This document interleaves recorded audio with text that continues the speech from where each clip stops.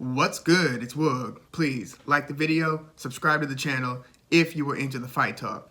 We have Josh Taylor, 18 wins and 0 losses, defending his WBA Super, WBC, IBF, and WBO Junior-Welterweight titles against Jack Catterall, or if you prefer the English pronunciation, Jack Catterall. Yeah, and an American looks at the word and basically says Catterall, like Adderall. You know, it's like the difference between advertisement versus advertisement. But Jack Catterall, I'll go with that pronunciation. 26 wins and 0 losses. Now, Jack Catterall has actually been a mandatory with the WBO for some time because he was retaining and holding one of those lesser WBO titles while he was beating guys like O'Hara Davies and Tyrone McKenna. Meanwhile, Josh Taylor, you know, this fight is taking place between Taylor and Catterall. It's taking place in Glasgow, Scotland, Josh Taylor's hometown. And in the last few years, he's basically gone from somebody who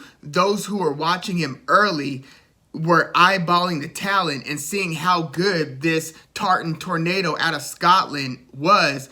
He's basically gone from that to being easily a top 10 pound for pounder in the sport. Like, you cannot not have him at least in your top 5 to 7 at this point, given what he's done in his last several fights. I'm talking his last like 6 to 8 fights. And you know, when somebody's usually coming up the ranks, like think in like early Amir Khan or early Zab Judah, where you see these people whose talent is jumping off the page, usually people start to try to poke holes into their skill set, start to think of what type of fighter is going to give this guy problems. And you know, Josh Taylor did have a few close calls, like the one against Viktor Postol back in 2018. That was a very competitive and close fight, as was his most recent fight, the title unification to become undisputed fight against Jose Ramirez. These are close fights, but Josh Taylor, you know, was met early with some skeptics, and basically performance after performance has proven himself like, yeah, this guy's pretty special. And, you know, we started seeing it when he was beating, you know, knocking out guys like Miguel Vasquez. This is back in 2018. And then he had a fight with Winston Campos, which, by the way, this fight between Taylor and Jack Catterall, this is Southpaw versus Southpaw. Winston Campos, along with Regis Prograis, are the last 2 Southpaws Josh Taylor has fought. So Regis Prograis for Taylor was 3 to 4 fights ago, and then the fight against Winston Campos was about 4 fights before that. So Josh Taylor had those back-to-back wins, or actually it was 3 pretty impressive wins in a row against O'Hara Davies, Miguel Vasquez, and then Winston Campos. And then he has a fight with former champion and somebody who himself was flirting with, you know, top 10-ish possibilities in Viktor Postol. And that's the fight that is a close but unanimous decision win for Josh Taylor. Some people take issue with the scorecards. I thought Josh Taylor finished very strong.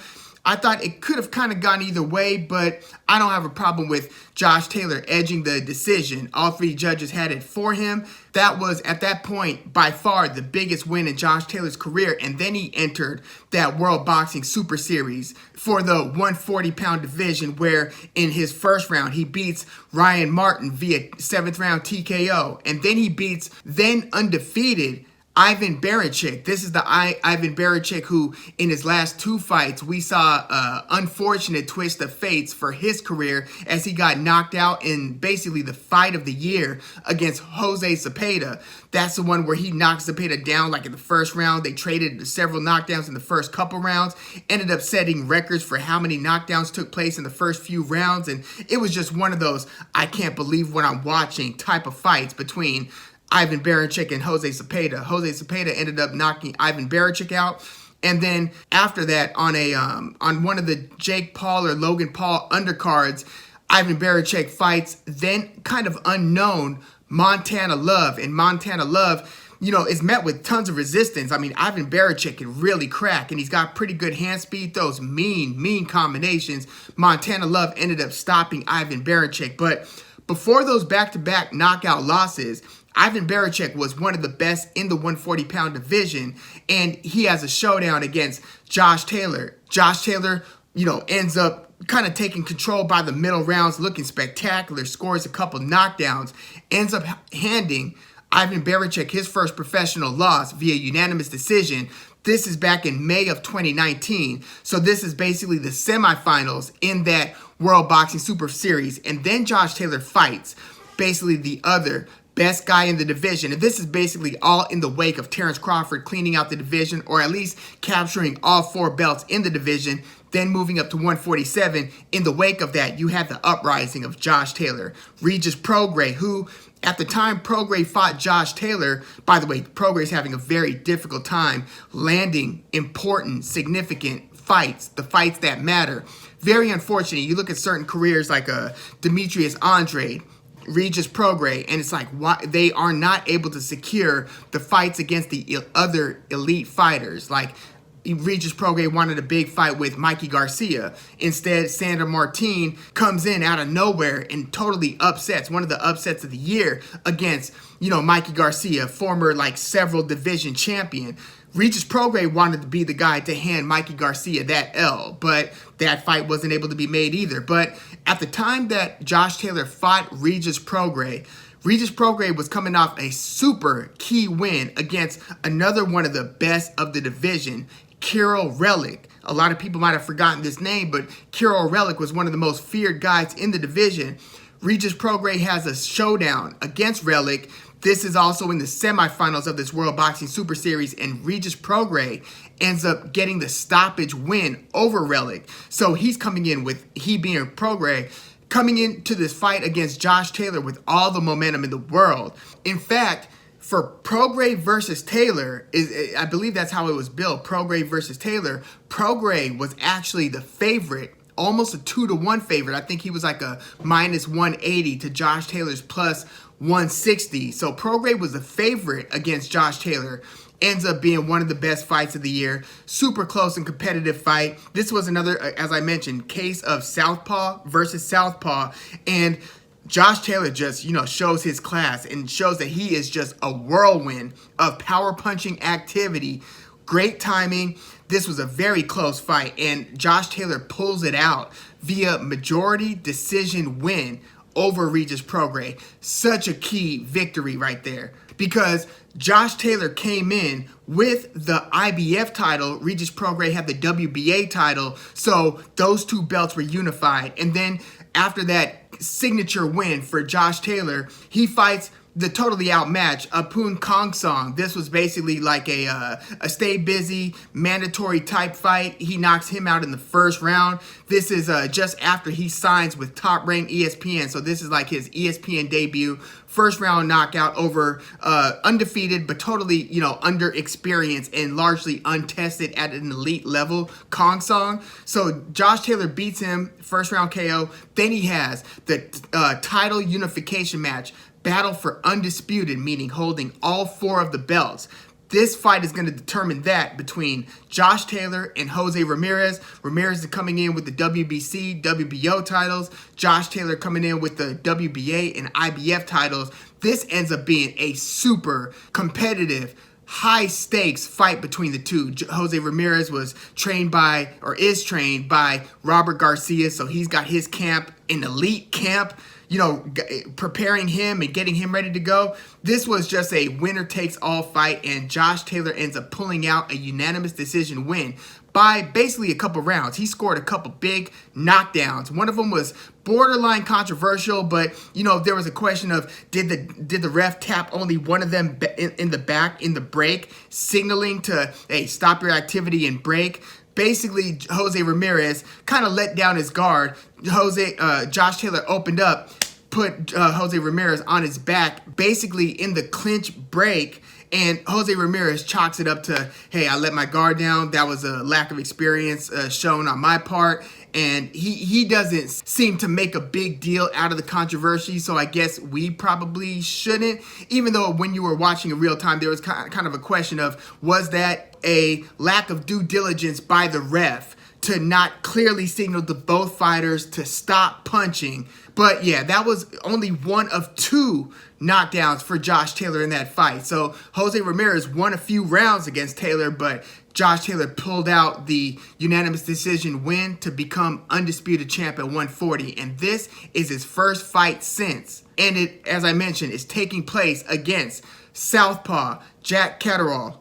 Which, by the way, if you look at the 140-pound division, they have a lot of good southpaws, don't they? They've got Josh Taylor, Regis Prograis, as I mentioned. Sandor Martin ended up being a tricky southpaw that gave Mikey Garcia all kinds of problems. Now, that fight took place at 147, but Sandor Martin is basically a 140-pound fighter. Montana Love, by the way, another southpaw in the 140-pound division. But you know, Jack Catterall, I mean, he's a good fighter. What I kind of fear is going to happen in this one, or what I kind of expect to happen, is that Josh Taylor versus Jack Catterall is it's going to be a spotlight on elite versus regional talent level fighter in Catterall.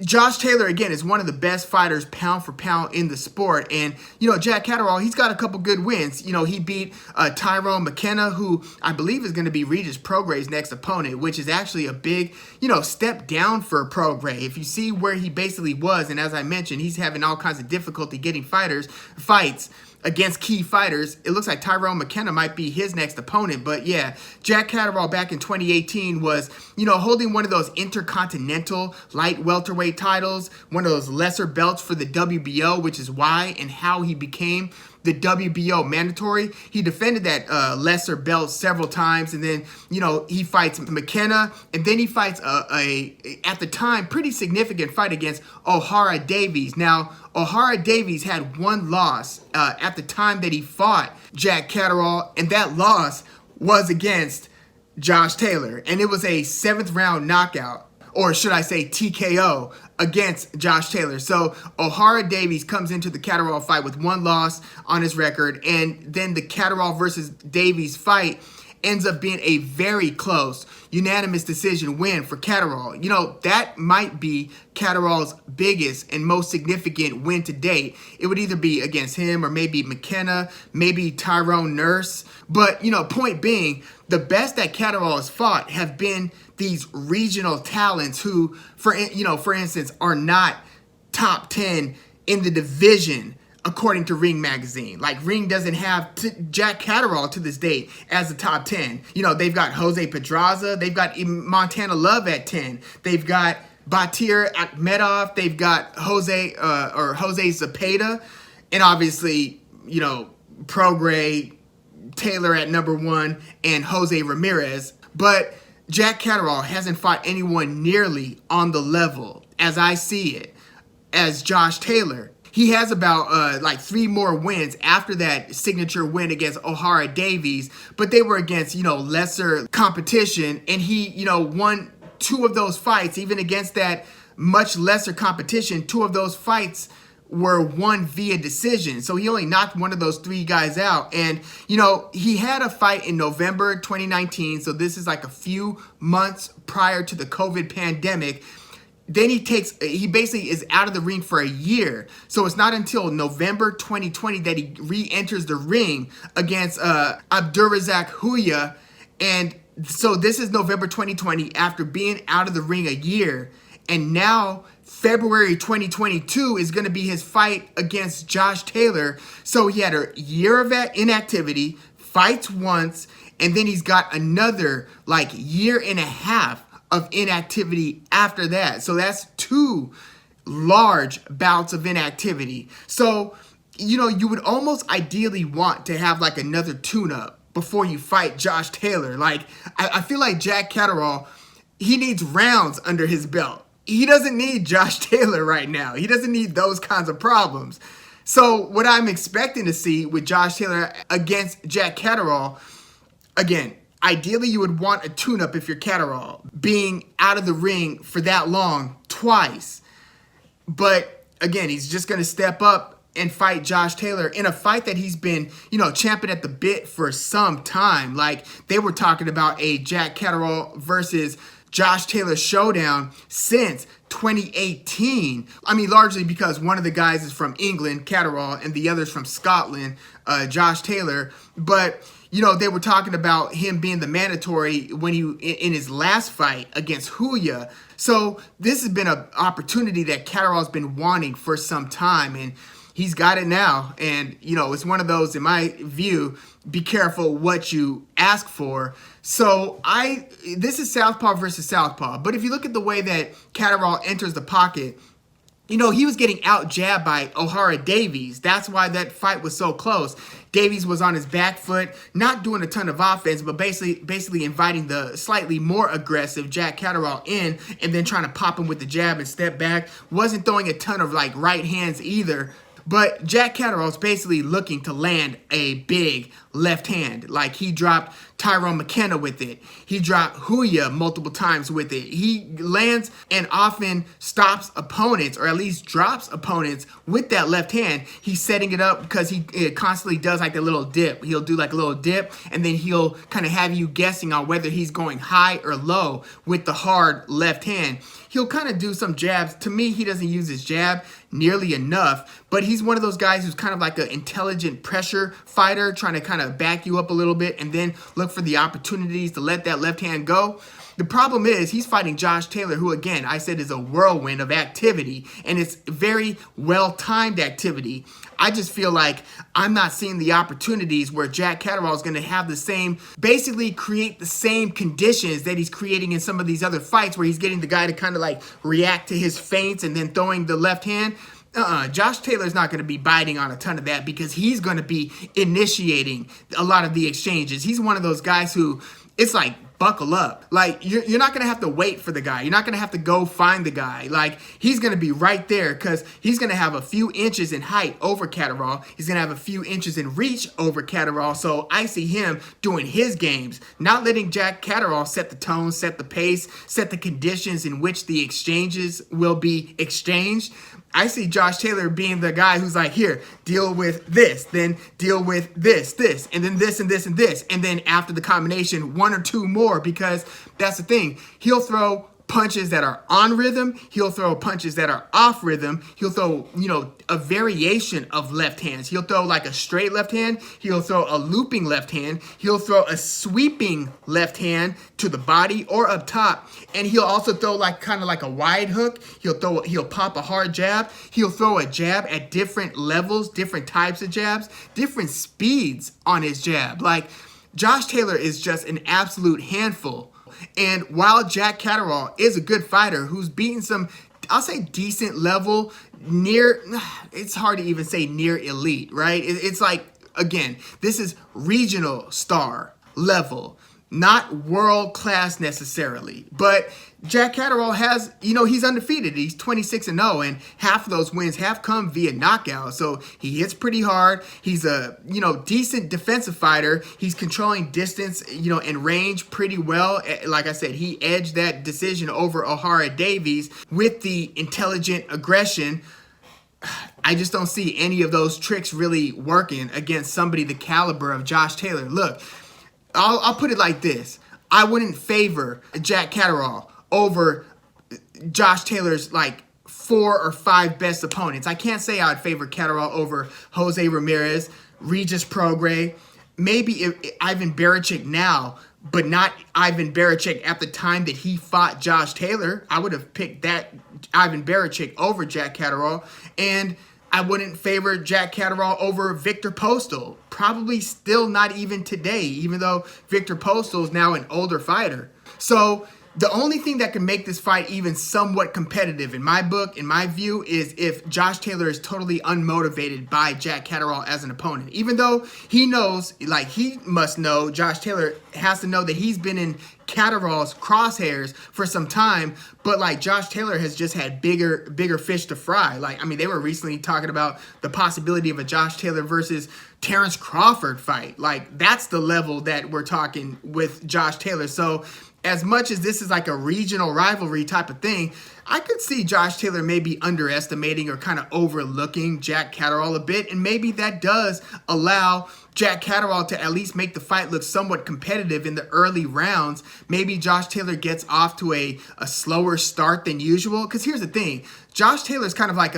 he's a pretty fast starter, and he's a fast middle round fighter.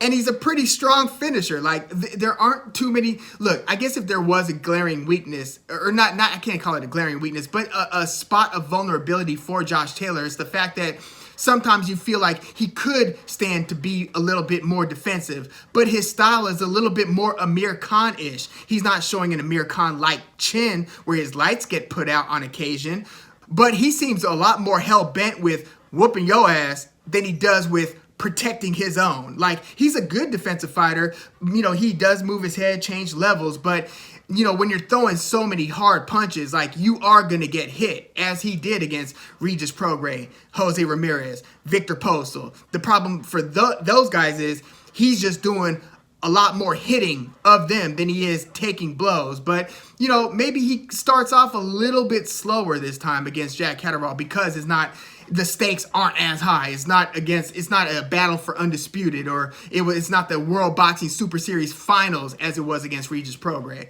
So maybe he starts off a little bit slower. I think that at some point he's going to get cooking. Maybe it's going to take a few hard punches from Catterall to wake Josh Taylor up. Okay, so if Josh Taylor is the same Josh Taylor that we've seen in his biggest fights, I think he gets a mid-round stoppage of Catterall. Maybe still a late-round stoppage, depending on how durable Catterall can, you know, be as he's withstanding this punishment. But I feel like even a less than optimal or less than supremely motivated Josh Taylor will eventually get the stoppage over Jack Catterall, like a late round stoppage, round 10, round 11, where it requires either a towel thrown in or the ref to say, you know what, enough's enough. Maybe it's not one of those, you know, put you out clean, because, you know, Josh Taylor, with a couple exceptions, like he hit Kong Song to the body. Kong Song's like, I'm out. Oh my God. Like, you know, liver shots will do that to you. But Josh Taylor has power, but it's not necessarily that put you to sleep power. It's not that kind of power. So it's the accumulation of punches type of power. But I still think he gets a late stoppage of Jack Catterall here. But I wouldn't be totally surprised if the near lack of motivation for Josh Taylor allows this one to actually go the distance, where Catterall makes a better accounting of himself than he probably would if he was getting the absolute best of Josh Taylor. But yeah, I've got Taylor probably via late stoppage against Jack Catterall. But yeah, let me know what you think about this one. Let me know how long you think Josh Taylor, now that he's got all of the belts, I don't see him fighting a rematch with Jose Ramirez or Regis Prograis. So where do you think Josh Taylor goes from here? Do you think he just truly dives into 147? It's kind of interesting because, I mean, there are a ton of options, and there are a lot of options on Top Rank. Less so at 147, since PBC holds most of the cards there. And if Terrence Crawford leaves Top Rank, which a lot of signs show that he likely will, you know, there's the lawsuit, there's the bad blood, there's the fact that all of the key matchups at 147 are on PBC. So if Josh Taylor's not going to be fighting Terrence Crawford, how do you see them matchmaking for Josh Taylor, assuming Josh Taylor handles business against Jack Catterall? Please leave your comments in the comments, like the video, subscribe to the channel if you are into the Fight Talk. I'm Woog. Thanks for tuning in.